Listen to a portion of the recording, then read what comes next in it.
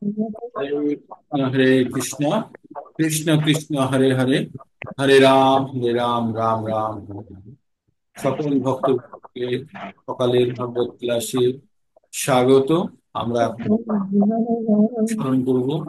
ওম নমো ভগবতে বাসুদেবায়। ওম নমো ভগবতে বাসুদেবায়। ওম নমো ভগবতে বাসুদেবায়। হরে কৃষ্ণ। শোনা যাচ্ছে ঠিক মতো? ও পুরো সবাইকে মিউট করো না, সব মিউট করে দিন।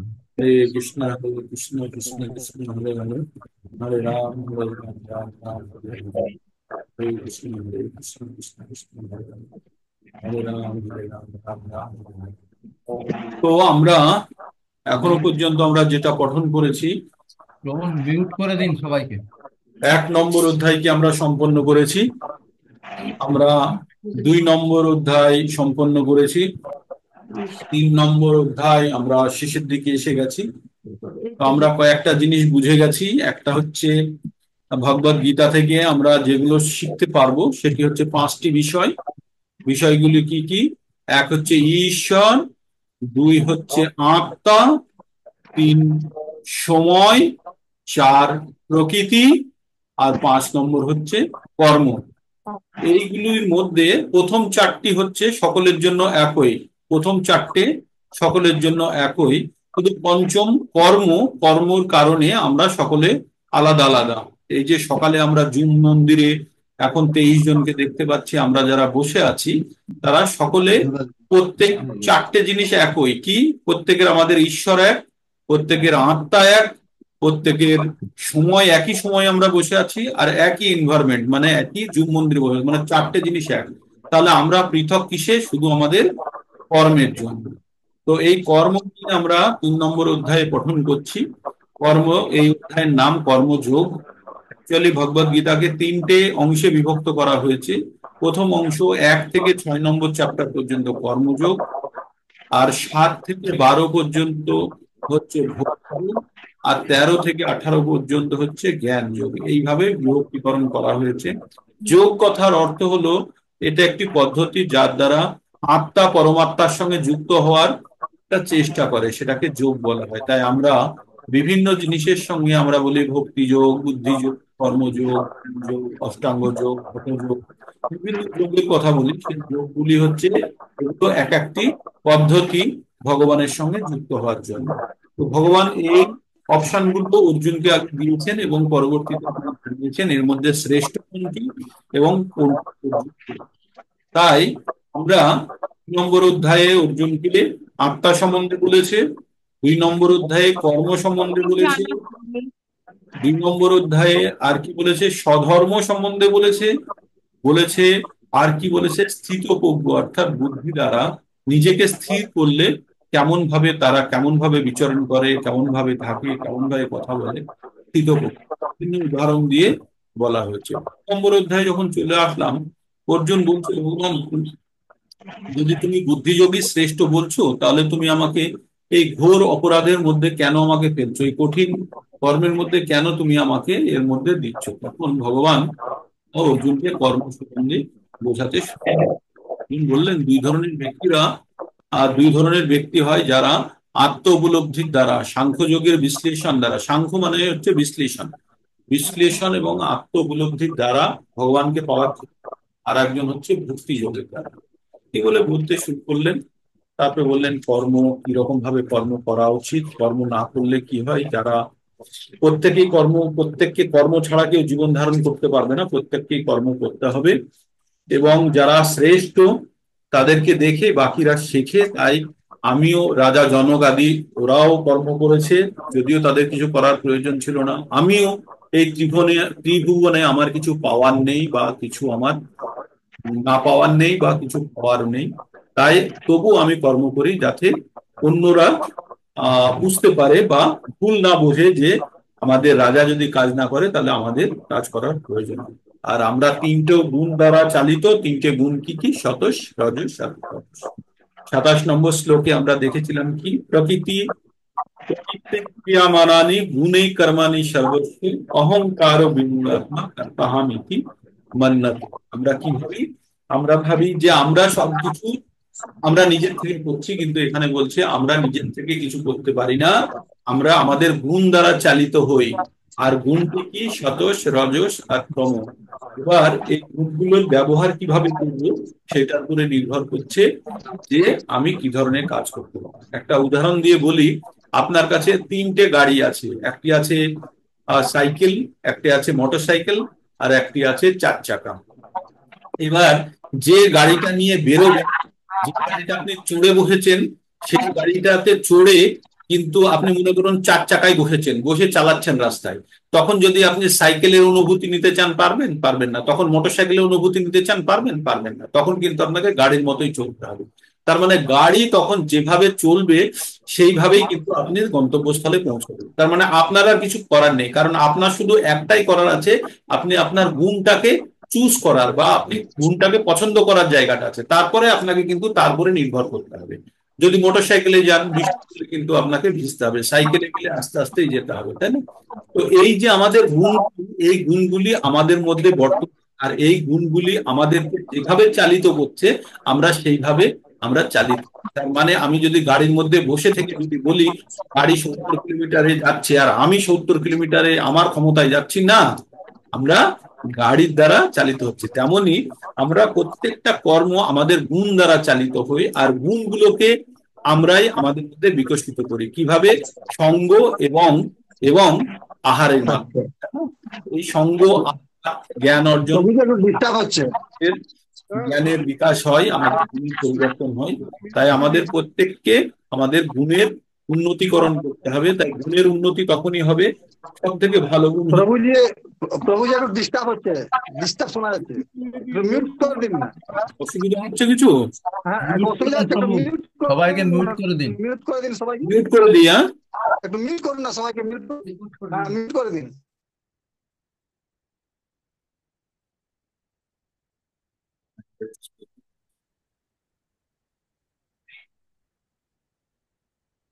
রেকর্ড অন করেননি প্রভু, অসুবিধা হচ্ছে? রেকর্ড অন করেননি, রেকর্ড রেকর্ড অন করেছেন? শোনা যাচ্ছে না? রেকর্ড অন করেছেন প্রভু? রেকর্ডিং হ্যাঁ, রেকর্ডিং শুরু করুন। অন আছে, অন আছে। হরে কৃষ্ণ, হরে কৃষ্ণ, হরে কৃষ্ণ, কৃষ্ণ কৃষ্ণ হরে হরে, হরে রাম, রাম রাম হরে হরে। তো আমরা আমাদের গুণ দ্বারা আমরা চালিত। তার মানে এই গুণ, গুণ কিন্তু আমাদের চয়েসের মধ্যে আছে যে আমরা কোন গুণটি বিকশিত করব। মানে আপনার কাছে তিনটে গাড়ি আছে, আপনি কোন গাড়িটাকে আপনি ঠিক মতো মেনটেন করবেন, সেই গাড়িটাই কিন্তু আপনাকে সেই আপনার গন্তব্যস্থলের দিকে নিয়ে যাবে। তেমনি আমাদের মধ্যে সতোষ, রজস আর তম আছে। আপনি কোন গুণের উপরে বেশি আপনি ভরসা করেন, সেই গুণই কিন্তু আপনাকে আপনার গুণের অনুসারে আপনাকে চালিত করবে, প্রত্যেককে চালিত করবে। তাই আমাদের সব সময় সতর্ক থাকতে হবে। ভক্তি যোগের পন্থায় যেতে গেলে আমাদের সব সময় মাথায় রাখতে হবে ভক্তি যোগ শতগুণ ছাড়া শুরু হয় না। আর শতগুণের প্রধান জায়গা হচ্ছে কি কি জায়গা? এক হচ্ছে সাধু সঙ্গ, আর 2 নম্বর হচ্ছে আহার। আহারের উপরে নির্ভর করে এক একজনের প্রকৃতি। আমরা সেদিন একটা গল্প শুনেছিলাম যে আহারের ফলে, আহারের মধ্যে যে গুণ থাকে সেই গুণের ফলে মানুষের প্রবৃত্তির কিভাবে পরিবর্তন ঘটে। তাই আমাদের সব সময় সতর্ক থাকতে হবে।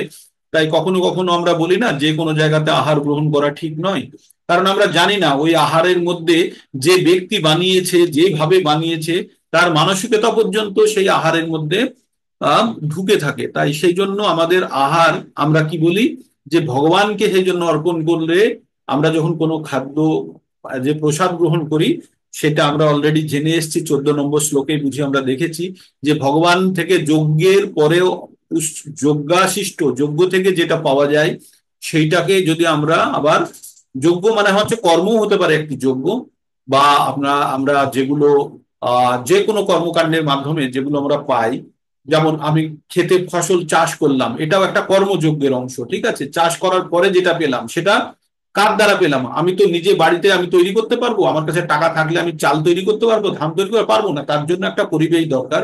তার জন্য, সেই জন্য সেখানে কি করতে হবে? আমাকে তার বৃষ্টি হতে হবে, তারপরে সেখানে মাটি থেকে ফসল হবে, সেই ফসল যখন আমি কর্মযজ্ঞের মাধ্যমে পেলাম, এবার যদি আমি নিজে খেয়ে ফেলি আমার ইন্দ্রিয় তৃপ্তির জন্য, তাহলে বলছে এটাকে বলছে পাপ। তাহলে আমাদের কি করতে হবে?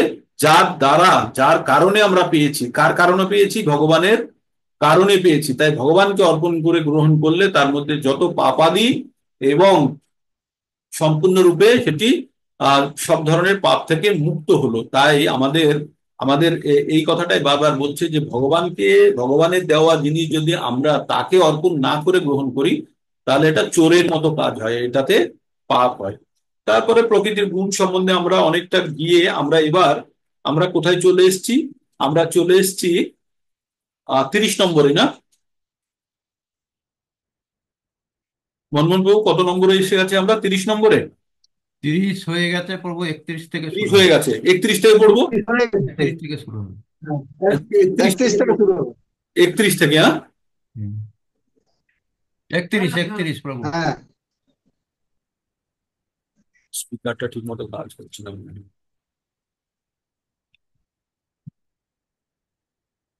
ये मे 31 নম্বর।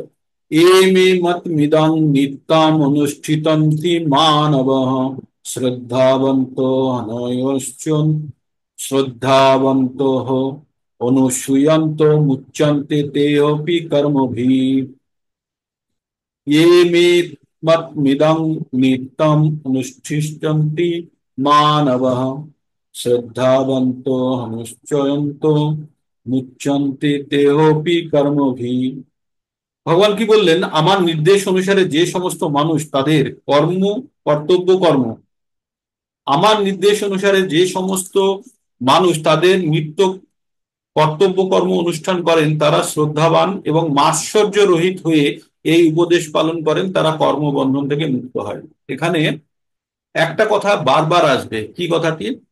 অনুসূয়তে। অনুসূয়তে মানে হচ্ছে, অনুসূয়তে মানে মাৎসর্য, অন্যের দেখে হিংসা হওয়া। আমরা যেটাকে হিংসা বলি না, সেটাকে মাৎসর্য, অ্যাকচুয়ালি ভালো কথা বলে মাৎসর্য।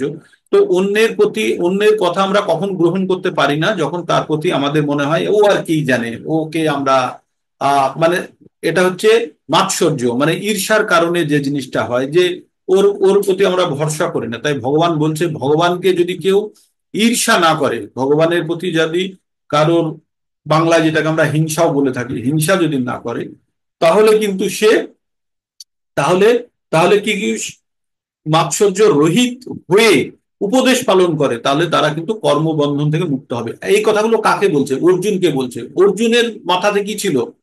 যে আমি এই কর্ম করলে আমি কর্মবন্ধনে আটকে পড়বো, আমি অন্যায় করব, আমার পাপ হবে। তাই অর্জুনের মনের শঙ্কা দূর করতে গিয়ে এই কথাগুলো বলছে। তাই বলছেন আমার নির্দেশ অনুসারে, অর্জুনকে বললো যে তোকে চিন্তা করতে হবে না, আমি বলছি তুই কর। এইরকম ভাবে ভগবান অর্জুনকে বলল যে আমার কথা অনুসারে কেউ যদি আমার কথা শুনে, যদি সে আমার দেওয়া নির্দেশিত কার্যকলাপগুলো সে যদি করে, তাহলে তার কোনো পাপ হবে না। এই বলে অর্জুনকে, আমরাও বলি না অফিসে কোনো কিছু হলে, কারণ আমাদের ভাবনা চিন্তা আর যাকে করতে বলছি তার ভাবনা চিন্তার মধ্যে পার্থক্য থাকে। তাই আমি আমি যদি ভাবি যে আমি এর ভবিষ্যৎটা দেখে আমি তাকে বলছি তোমার এখন কষ্ট হলেও বা অসুবিধা মনে হলেও আমি যেটা বলছি তুমি করো, তো ভগবান ঠিক অর্জুনকেও সেই একই কথা বলছে যে তুমি এ নিয়ে চিন্তা করো না, আমি যেটা বলছি তুমি করো। ঠিক তারপরে কি বললো? ইয়ে তু এতৎ অভিসূয়ন্ত না অনুষ্ঠিষ্ঠন্তি মে মতম সর্বজ্ঞান বিমূঢ়াত্মান বিমূঢ়াং স্তান বিদ্ধি নষ্টং চেতসা।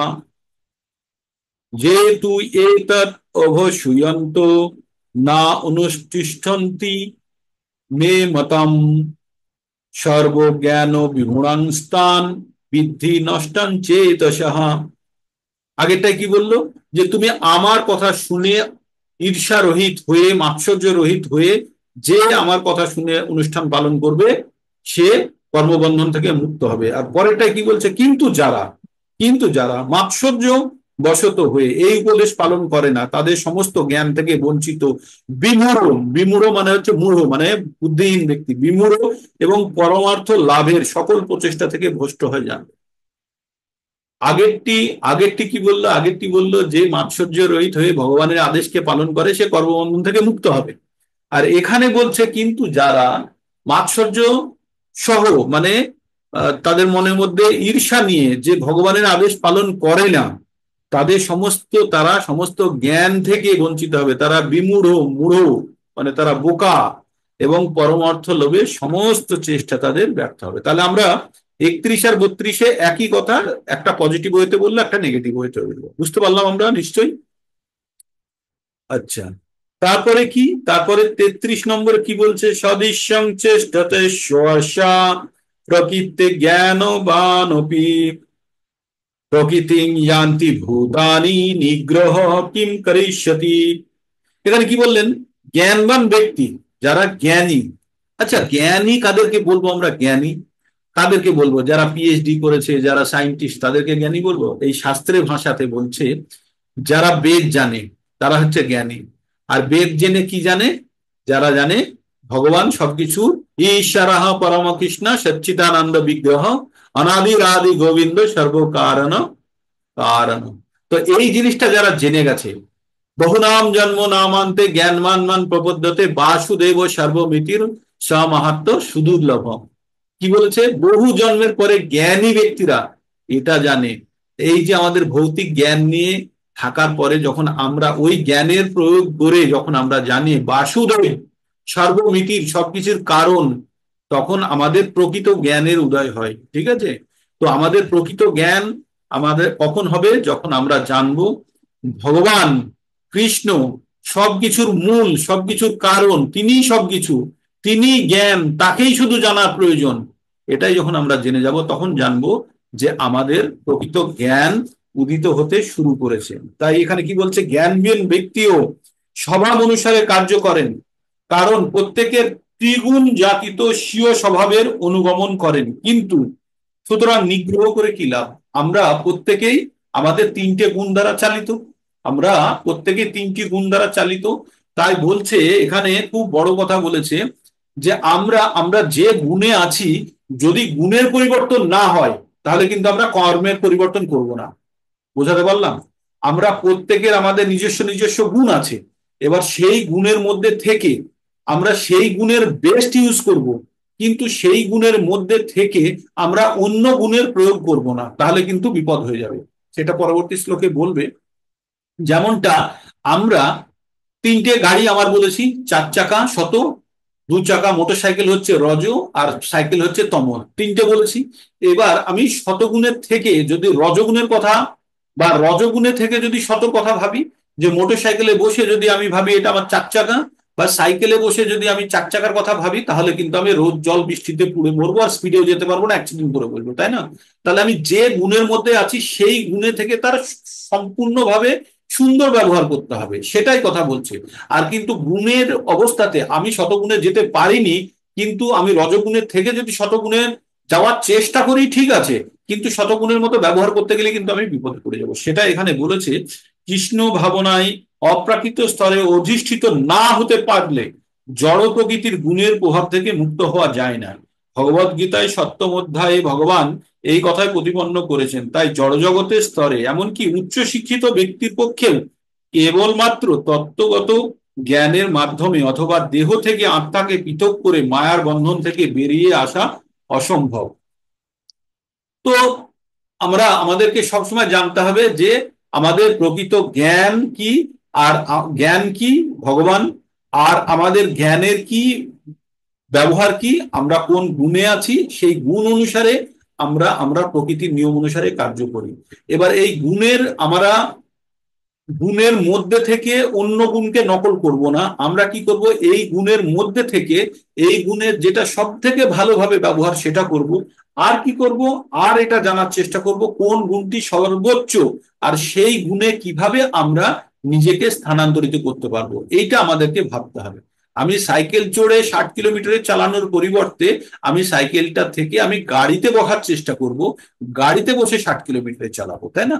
তো আমি রজগুণে বা তমগুণের থেকে যে কাজটি করার চেষ্টা করছি সেটা রজ বা তমর কাজই করতে হবে, সেখানে বসে শতর কাজ করতে গেলে সে কাজটি বিঘ্নিত হয়ে যাবে। একটু পরেই পাবো সেটা। এবার কি বলছে? 34 নম্বর, ইন্দ্রিয়স্য ইন্দ্রিয়স্যার্থে রাগ দেশ ব্যবস্থিত তয়া ন বশম অগচ্ছেত তৈহি তস্য পরিপন্থিন। সমস্ত জীব ইন্দ্রিয়গ্রাহ্য বস্তুতে আসক্তি অথবা বিরক্তি অনুভব করে। সমস্ত জীব, এখানে বলতে হবে ইন্দ্রিয় গ্রাহ্য বস্তুতে আসক্তি অথবা বিরক্তি কিন্তু এভাবে আসক্তি এবং বিরক্তির বশীভূত হওয়া উচিত নয়, কারণ তা পারমার্থিক প্রগতির পথে প্রতিবন্ধকতা স্বরূপ।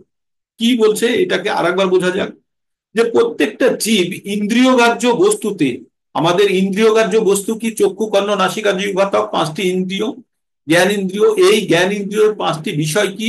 রূপ, রস, গন্ধ, শব্দ, স্পর্শ। এই বিষয়গুলি যখন আমাদের ইন্দ্রিয়ের সংস্পর্শে আসে তখন কি হয়?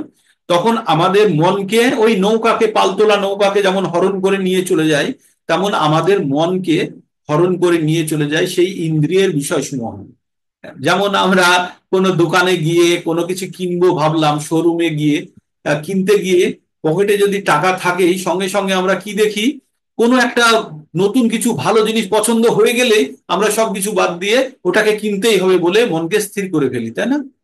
তো তেমনি ওটা কি করলো? আমাদের পালতোলা নৌকাকে যেমন বাতাস বইয়ে নিয়ে চলে যায়, তেমনি ওই বিষয়সমূহ আমাদের মনকে হরণ করে নিল। তাই তেমনই বলছে যে ইন্দ্রিয় গ্রাহ্য, মানে ইন্দ্রিয় দ্বারা কোনো বিষয় সম্বন্ধে আমরা যখন আমাদেরকে উত্তেজিত করে সেই বিষয়সমূহ, তার দ্বারা আমরা যখন চালিত হয়ে যাই বা তার প্রতি আসক্তি হয় বা তার প্রতি বিরক্তি হয়, ও আসক্তি হতে পারে আবার কখনো কখনো, যে আমরা কখনো কখনো দেখি যে আমাদের গোলাপ জামুন খেতে খুব ভালো লাগে, তাই না? মানে ছানা বড়া বা গোলাপ জামুন যেটাকে বলি, খুব ভালো লাগে, কিন্তু 5টা খেয়েছেন, 10টা খেয়েছেন, 10টা খাওয়ার পরে কিন্তু বিরক্তি এসে গেছে, আর আপনার ওইটার দিকে আর টান থাকবে না, তাই না? তো আগে আপনার ওটা ভালো লাগছিল, কিন্তু এখন ওটার প্রতি আপনার বিরক্তি এসে গেছে। তাই বলছে ও ইন্দ্রিয়গ্রাহ্য কোনো বস্তুতে আসক্তি বা বিরক্তি অনুভব করি আমরা, কিন্তু এই আসক্তি বা বিরক্তির বশীভূত হওয়া উচিত নয়, কারণ পারমার্থিক যে আমাদের কোনো জিনিসের প্রতি আসক্তিও ভালো নয়, আবার অধিক বিরক্তিও ভালো নয়। বিরক্তি হলে আমরা প্রয়োজনে সেই জিনিসটাকে ব্যবহার করতে পারবো না, আর আসক্তি হয়ে গেলে কি করব? আমরা সেই জিনিসের প্রতি আমরা গভীরভাবে জুড়ে যাব। তাই বলছে যে ভৌতিক জীবনের প্রতি, ভৌতিক জড় জগতের প্রতি আসক্তি এবং বিরক্তি দুটোই খারাপ। আমাদের আসক্তি থাকতে হবে একটা জায়গাতে। কোন জায়গাটায় আসক্তি থাকতে হবে? সেটা হচ্ছে ভগবানের শ্রীচরণে। ঠিক আছে? তো এই এই এটার জন্য বড় একটা দেওয়া আছে, আমাদের ইন্দ্রিয়গ্রাহ্য উপভোগ করতে লিপ্ত হওয়ার বাসনা থাকে, কিন্তু যারা এই চেতনা লাভ করেনি তাদের শাস্ত্রোক্ত বিধিসমূহ অনুসরণ করে চলুক। উচ্ছৃঙ্খল ইন্দ্রিয় তর্পণই জড় জগতের বন্ধনের কারণ। আমরা যে পৃথিবীতে আটকে পড়ে আছি কিসের জন্য জানেন? উচ্ছৃঙ্খল জীবনযাপন। এই যে ভাগবতমের একটা জায়গাতে বলেছে যে এই পৃথিবীতে এই যে জীবনের বিকাশ বা জীবনের যে যত কিছু বন্ধনের কারণ হচ্ছে সঙ্গ। এই সঙ্গ মানে একজন পুরুষ একজন নারীর সঙ্গে বা একজন নারী একজন পুরুষের সঙ্গ, যে সেটা যে যে সমস্ত জীবকুলে, শুধু মানুষ নয়, তার যে প্রবণতা সেটাতেই জগৎ চলছে। মানে এটাই হচ্ছে একমাত্র কামনা, যেটা হচ্ছে যৌন সংসর্গের যে কামনা, তাই এই পৃথিবীকে ভীষণভাবে জোরে চালিত করছে। তাই প্রভুপাদ এখানে বলছেন সেই কামনা বাসনার জায়গাটাকে একটু প্রয়োজনে শুধু কৃষ্ণ ভাবনা যেখানে কাজে লাগানো যায়, তাছাড়া এটাকে সবসময় দূরে রাখাই ভালো। যেমন একটা আহ, উদাহরণ দিয়ে বলি, যে আমরা কি হয় যে একটা বাড়ি, কখন মানুষ বাড়ি তৈরি করে? শেল্টার, ছাদ কেন বাড়ি তৈরি করে? কুকুর শিয়ালের কোনো প্রয়োজন নেই, কারণ মানুষ বুঝতে শেখে যে বাড়ির নিচে থাকলে রোদ জল বৃষ্টিতে থাকতে পারবে। কিন্তু তার সঙ্গে আর একটা প্রশ্নও আছে, তাদের প্রাইভেসির প্রয়োজন হয়, তাই না? প্রাইভেসির প্রয়োজন হয়, সেই জন্য বাড়িতে বাচ্চারা বড় হয়ে গেলে একটা আলাদা ঘর দেওয়া হয়, বা বিয়ে থা করে আসলে তাদের আলাদা ঘর দেওয়া হয়।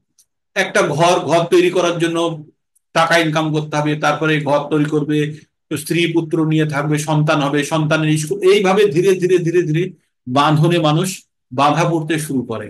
তো মানুষ পৃথিবীতে আসলো কি জন্য? জন্ম মৃত্যুর চক্র থেকে বেরোনোর জন্য। কিন্তু ছোট ছোট ছোট ছোট করে ইন্দ্রিয় ভোগ করতে করতে এমন ভাবে জড়জগতের সঙ্গে যুক্ত হয়ে গেল যে আসল কথাই ভুলে গেছে। কি আসল কথা?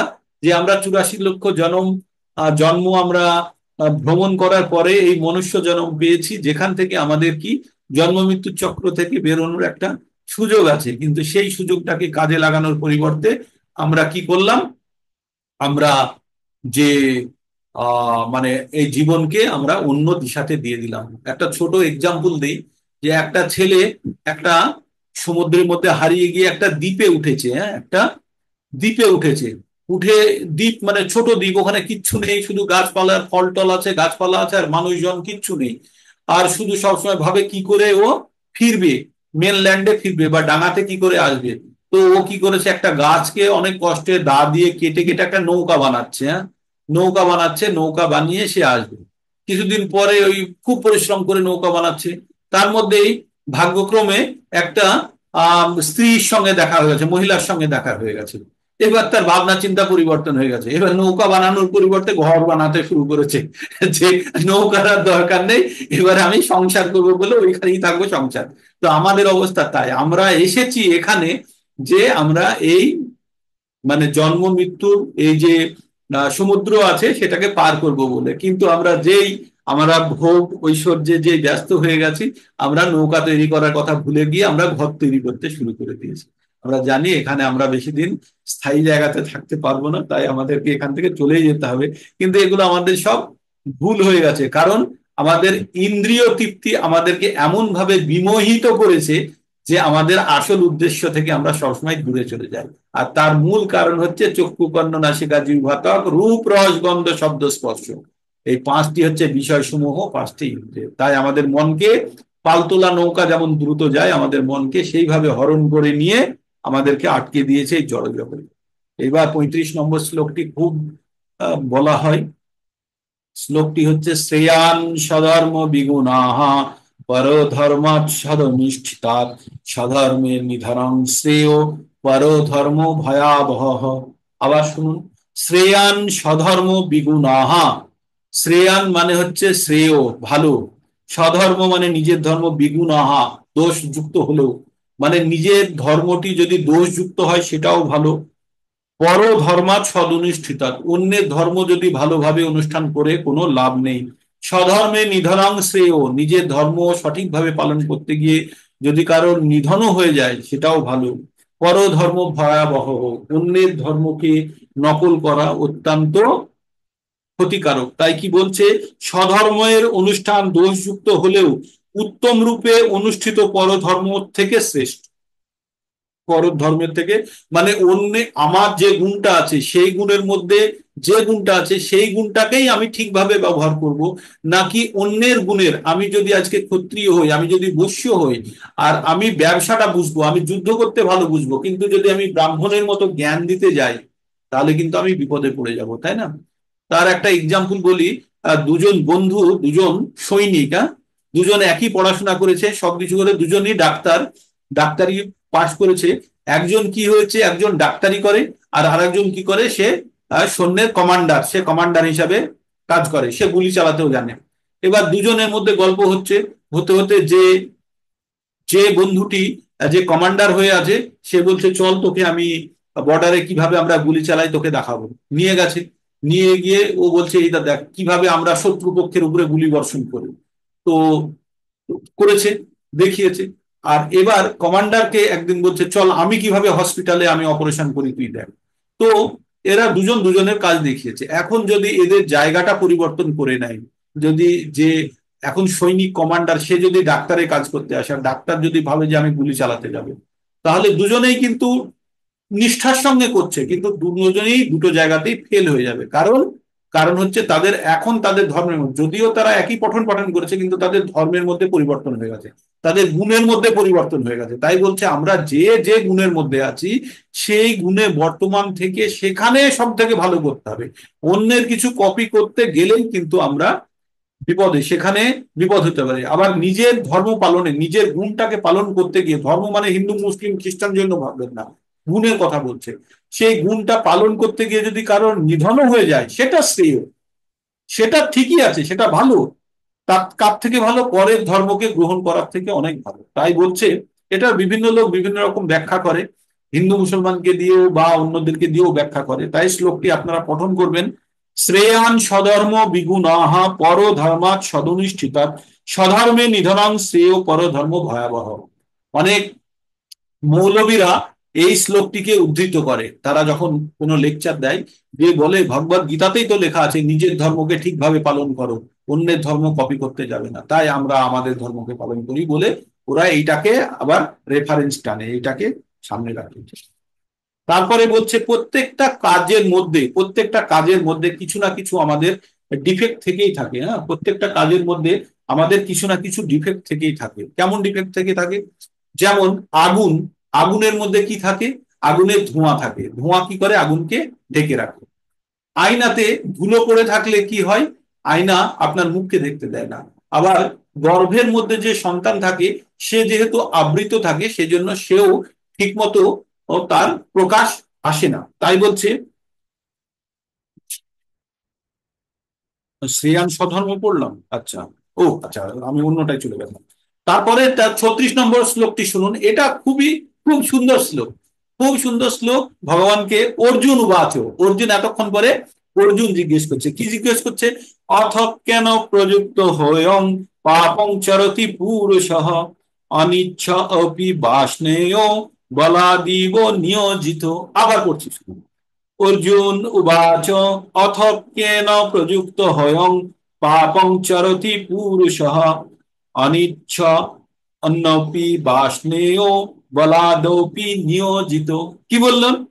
অর্জুন বললেন, হে বাষ্ণেয়, বাষ্ণেয় মানে যেহেতু বিষ্ণু ডিসেন্ডেন্টে আছে, পরম্পরায় আছে, সেই জন্য ওকে বলছে বাষ্ণেয়।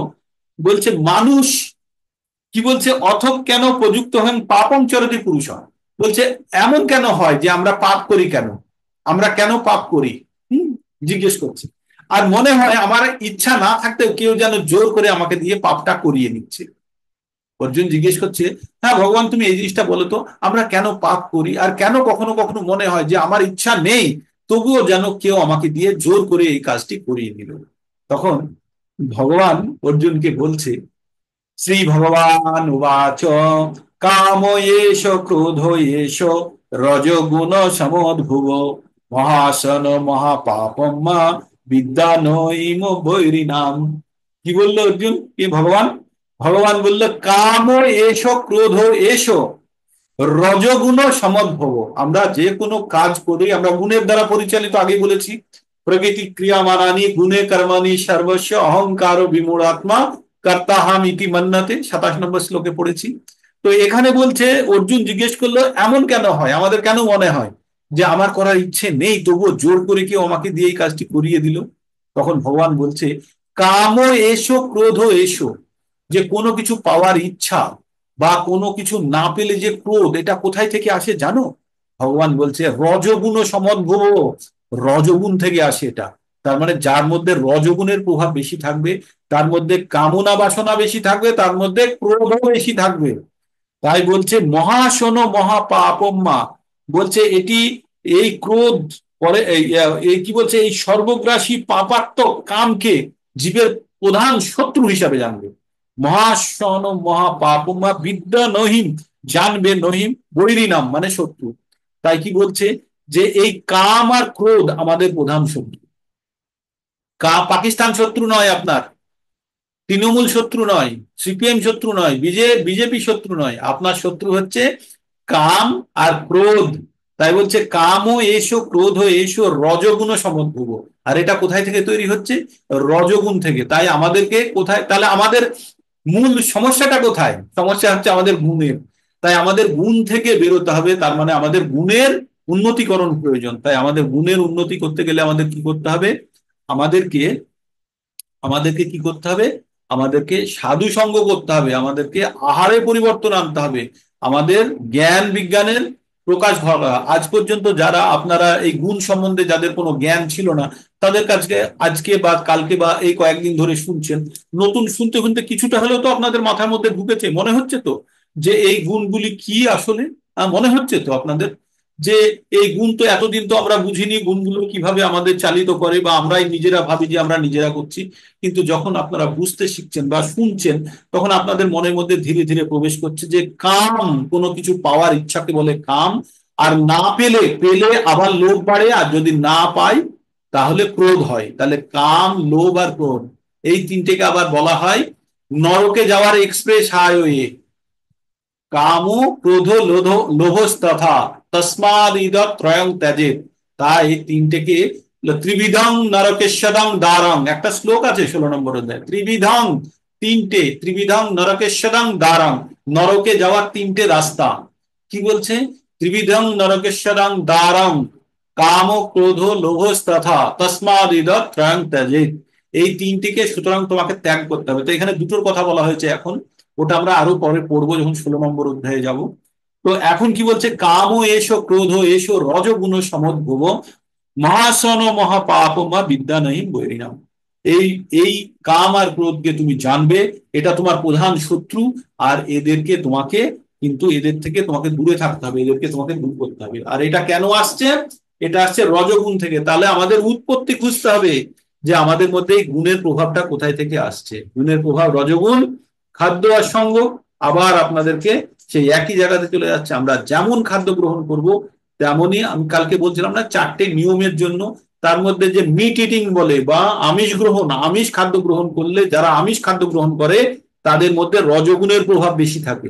হ্যাঁ, তাদের মধ্যে কামনা, বাসনা, ক্রোধ, লড়াই করার ইচ্ছা, এগুলো বেশি থাকে। তাই রজগুণ থেকে আপনাদেরকে বেরোতে হবে। তাই বলছে খাদ্য অত্যন্ত গুরুত্বপূর্ণ ভূমিকা এখানে পালন করে। তাই আমাদের সবসময় যে খাদ্য আমরা গ্রহণ করব সেটি যেন ভগবানের উচ্ছিষ্ট হয় বা ভগবানকে অর্পণ করা হয়। আর ভগবানকে কিন্তু আপনি আন্ডা, বিরিয়ানি, মাছি, মটন দিতে পারবেন না। আপনাকে ভগবান কি বলছেন? পত্রম পুষ্পম ফলম তয়ম যো মে ভক্তা প্রয়চ্ছতি তদহং ভক্ত উপহিত अस्मामि প্রয়াত্মম। যে আমার কিচ্ছু চায় না, ফুল চাই, ফল চাই, জল চাই, পাতা চাই, এইগুলো তোমরা দিয়ে আমাকে ভক্তি সহকারে পুজো করো আমার কাছে। আর ভক্তি সহকারে যারা এগুলো আমাকে দিয়ে পুজো করে, আমি খুব আগ্রহের সঙ্গে, খুব শ্রদ্ধার সঙ্গে আমি সেগুলো গ্রহণ করি। তাই আমরা ভগবানকে তুলসী পত্র, জল দিয়ে করলেই ভগবান সন্তুষ্ট। আর কিচ্ছু চায় না, কিচ্ছু চায় না ভগবান। ভগবান শুধু আমাদের ভক্তি চায়। আর আমরা ভগবানকে ঈর্ষারহিত ভাবে যদি আমরা সম্পূর্ণভাবে নিজেদেরকে সমর্পণ করতে পারি, তাহলেই হবে আমাদের সর্বোচ্চ পাওয়া ভগবানের কাছ থেকে। তো এই 37 নম্বর গেল, কাম এসো, ক্রোধ এসো। তারপরে যেটা আমি বলতে শুরু করে দিয়েছিলাম আপনাদেরকে, যে কি বলছিলাম, যে 38 নম্বরটা শুনুন। ধূম্র ধূমেন অব্রিয়তে বহ্নি যথা আদর্শ মলিন চ, যথা উল্বেন আবৃত গর্ভস্তথা তেন ইদম আবৃতম। বলছে সব কিছুর মধ্যে দোষ আছে, ছোটখাটো সব কিছুর মধ্যে কম বেশি দোষ আছে। এই দোষগুলো, তাহলে আমাদের উপায় কি? সব কিছু, প্রত্যেকটা জিনিসের মধ্যে আমাদের দোষ লুকায়িত আছে। তাহলে দোষ খুঁজে সেটাকে বাদ দিয়ে দেবো, না কি করব? আমরা যে আপেল খাই না, আপেল, আপেলের মধ্যে দানা থাকে, আপেলের দানাগুলো কিন্তু বিষ, ঠিক আছে? তাহলে কি আপেল খাওয়া বাদ দিয়ে দেবে? না, আপেলটা খাই কিন্তু দানাটাকে বাদ দিয়ে খাই, তাই? তো তেমনই বলছে প্রত্যেকটা জিনিস, ভালো জিনিসের মধ্যেও দোষ আছে। তাহলে দোষটাকে আমাদেরকে সরিয়ে নিতে হবে। বলছে অগ্নি, আগুনে, আগুনে ধোঁয়া থাকে, আগুনের ওটা দোষ, তাই না? ধোঁয়াটা, আমরা তো ধোঁয়া চাই না, আমরা আগুনটা চাই। তেমনি আয়নার পুরে ধুলো, আয়নার পুরে ধুলো পড়ে গেছে, ওটা আমাদের ধুলোটা চাই না আয়নাটা চাই? আয়নাটা চাই। এবং গর্ভে গর্ভ মানে যেমন মায়ের গর্ভে যেমন সন্তানরা জরায়ুর দ্বারা আবৃত থাকে, সন্তান কিন্তু কষ্টের মধ্যে থাকে, সেখানে তো এমন নয় যে খুব সুখে থাকে। তেমনি জীবাত্মা বিভিন্ন মাত্রায় কামের দ্বারা আবৃত থাকে। মানে বোঝাতে পারলাম? আমরা আমরা জীবাত্মা, আমরা সব সময় কাম আমাদেরকে আবৃত করে রেখেছে। কি কেমন রেখেছে? যেমন আগুনকে ধোঁয়া আবৃত করে রাখে, আয়নার পুরে ধুলো আবৃত হয়ে থাকে, বা জরায়ুর মধ্যে বা মাতৃগর্ভে সন্তান যেমন জঠরে আবৃত হয়ে থাকে। তো এইভাবে আমাদের কাম আমাদের সঙ্গে জুড়ে আছে। তাহলে আমাদের কি করতে হবে? সেখান থেকে আস্তে আস্তে বেরোনোর চেষ্টা করতে হবে। কোথায় থেকে? সেই যে আমরা ধোঁয়া, ধোঁয়া যেমন যদি আমরা সরাতে পারি তাহলে আগুনের প্রকৃত প্রকাশ আসবে, তেমনি কামকে ধীরে ধীরে আমাদের থেকে আস্তে আস্তে সরাতে হবে।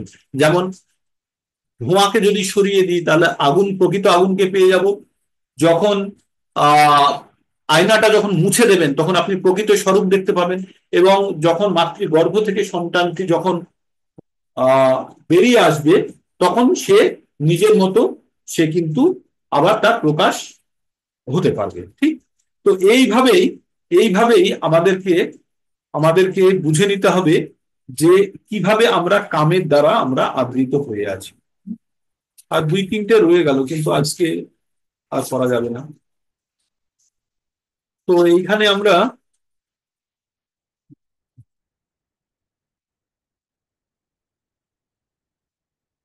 আমরা এই চারটে থাক, হ্যাঁ, কালকে আমরা এটাকে করে নেব। আর ওই প্রভু একটা জিজ্ঞেস করছিলেন যে কিভাবে আমরা আহ জ্ঞান কর্ম সম্বন্ধে, কালকে এই পুরো চ্যাপ্টারের রিভিশন হবে, ওই চারটে কমপ্লিট করবো আর কর্ম সম্বন্ধে বলবো। ঠিক আছে। তো আজকে আমরা এই পর্যন্তই রাখি। আর হরে কৃষ্ণ হরে কৃষ্ণ, কৃষ্ণ কৃষ্ণ হরে হরে, হরে রাম হরে রাম, রাম রাম হরে হরে। আপনাদের কি ক্যামেরা অন করুন দেখি একবার, আপনাদের মুখমণ্ডল একবার দর্শন করে নিই। আজকে 32 জন হয়েছিল এক সময়, দেখলাম, দেখে ভালো লাগলো। সংখ্যা বাড়ছে আমাদের, বাড়ুক। আর তাতে আরো মানে 33 হয়েছিল তো। উৎসাহিত হবেন সকলে। যারা যারা পারবেন ক্যামেরা অন করুন। আজকে 33 জন হয়েছিল।